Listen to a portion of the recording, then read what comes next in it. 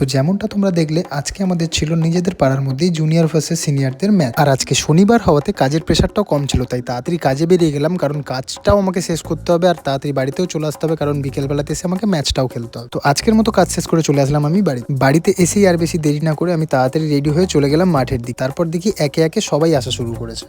আর এই বাচ্চাগুলোও কেউ আসেনি বলে মাঠ ফাঁকা দেখে এরাও নিজেদের মতো খেলা শুরু করে দিয়েছে। তারপর একে একে সবাই চলে আসলো, আমরা নিজেদের মতো টিম ভাগ করে নিয়ে শুরু হয়ে গেল আমাদের আজকের মতো খেলা, জুনিয়র ভার্সেস সিনিয়রদের ম্যাচ। তো প্রথমেই আমাদের এগেন্স্ট টিম মানে জুনিয়রদের টিম বেশ ভালো মতনই অ্যাটাক করছিল, যেটা সামলাতে প্রায় আমাদের স্টপার হিমশিম খাচ্ছিল। তারপর অ্যাটাক কাউন্টার অ্যাটাক এভাবেই খেলা কিছুক্ষণ চলতে থাকে। তারপর আমাদের টিমের হয়ে ফার্স্ট গোল করে আমি আমাদের টিমকে 1 গোলে এগিয়ে দিই।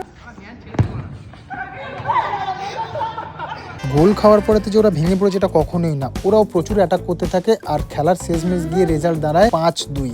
দুটো গোল ওরা করেছে, কিন্তু ওরা প্রচুর গোল মিসও করেছে। তো কালকে আবারও ম্যাচ আছে, তো আজকের মতো খেলা এখানেই শেষ হলো। তো খেলার পরেতে এরা দুজন মিলে করছিল ক্রসবার চ্যালেঞ্জ, তো যে জিতবে তাকে খাওয়াতে হবে চিকেন রোল। তো রেজাল্ট তোমরাই দেখে নাও।